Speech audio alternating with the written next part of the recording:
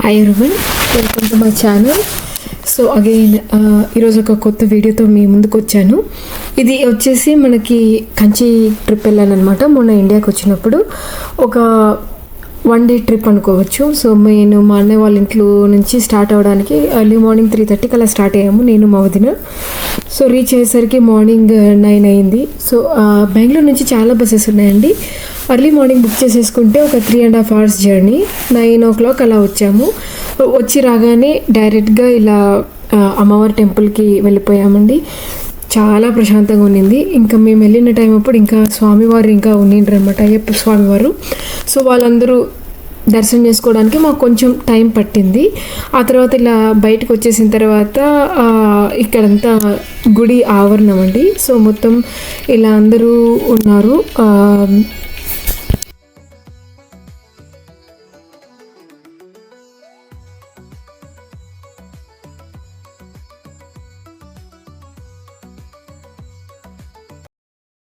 So అంత దర్శనం అంతా అయిపోయేసరికి మాకు మార్నింగ్ ఒక 11 అయింది అనుకుంటానండి. సో అప్రాక్సిమేట్గా 11 అయింది.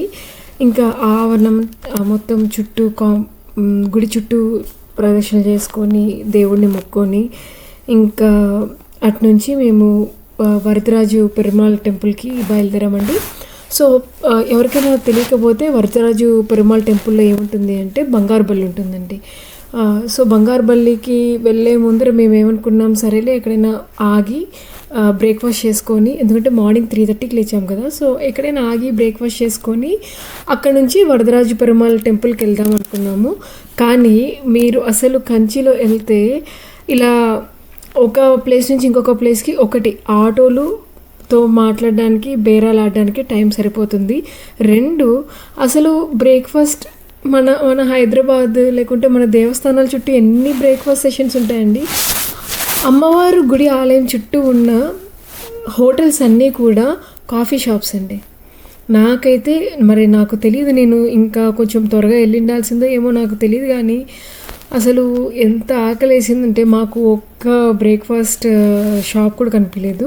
ఇంక ఇలా వరదరాజు పెరుమాళ్ టెంపుల్, వరదరాజు స్వామివారి టెంపుల్కి వెళ్ళేటప్పుడు ఇవన్నీ ఉన్నాయన్నమాట. చెప్పా కదా, మేము వెళ్ళినప్పుడు ఇంకా అయ్యప్ప స్వామివారు ఉండిండ్రనమాట. సో ఎవరైతే శబరిమలకి యాత్రకి వెళ్తున్నారో చాలామంది ఇలా కంచిలో ఆగి దర్శనం చేసుకొని, అంటే దేవస్థానాలను దర్శనం చేసుకుంటూ వెళ్తారంటండి. ఇంకా ఇది వరదరాజు స్వామివారి టెంపుల్కి ఎంటర్ అవ్వగానే ఇంకా స్వామివారిని దర్శించుకొని, స్వామివారు ఏంది అంటే ఒక మూల విరాట్ అనమాట. ఆయనే అక్కడ ఆయనంతకు ఆయనే వెలిసారు. అట్లా ఇంకా వెళ్తే ఈసారి ఏం చేశారు అంటే బంగారు బల్లిని లోపల ఉంచలేదండి, వాళ్ళు తీసుకొచ్చి బయటికి పెట్టారు. ఎందుకు పెట్టారో నాకు తెలియదు, మరి దాని స్థల ప్రాముఖ్యత ఏమవుతుందో కూడా నాకు తెలియదు. కానీ ఓకే, మేము వెళ్ళాం, మొక్కున్నాం, వచ్చాము.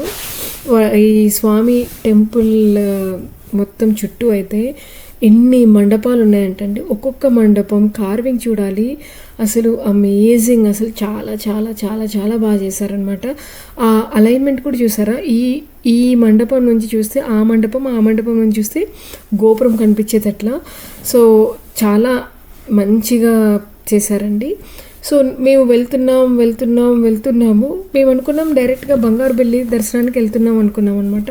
లేదండి, ఫస్ట్ స్వామి దర్శనం అవుతుంది. స్వామి దర్శనం తర్వాత ఇలా కాసేపు ఆగి రెస్ట్ తీసుకొని చుట్టూ గమనించుకుంటూ, అసలు ఆర్కిటెక్చర్కి ఎంత బాగుందంటే చాలా బాగుంది. మాకైతే ఎస్పెషల్లీ నాకు మాత్రం నేను అసలు అక్కడ నుండి రాలేకపోయాను, అంత బాగుంది.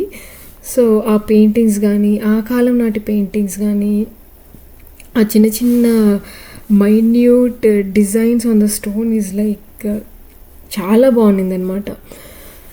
ఎంత నచ్చిందంటే అసలు ఎవరైనా కూడా అది దర్శించుకోవాలి, అది you have to experience it అంటారు కదా, అలా అనుభవిస్తే తప్పిస్తే అసలు దాన్ని ఎక్స్ప్లెయిన్ చేయలేమన్నమాట. ఇంకా ఆ తర్వాత మేము అటు నుంచి వెళ్ళి దర్శనం చేసేసుకున్నాం.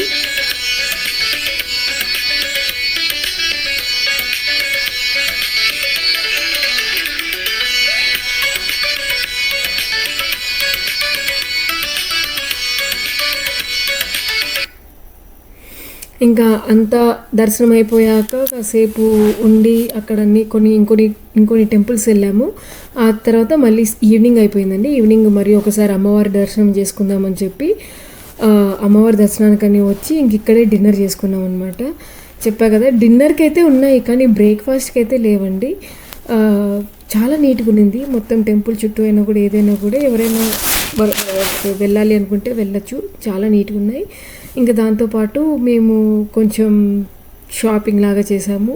ఇక్కడ టాయ్స్ కొనలేమండి, very costly, everything is costly అనిపించింది నాకు కొంచెం.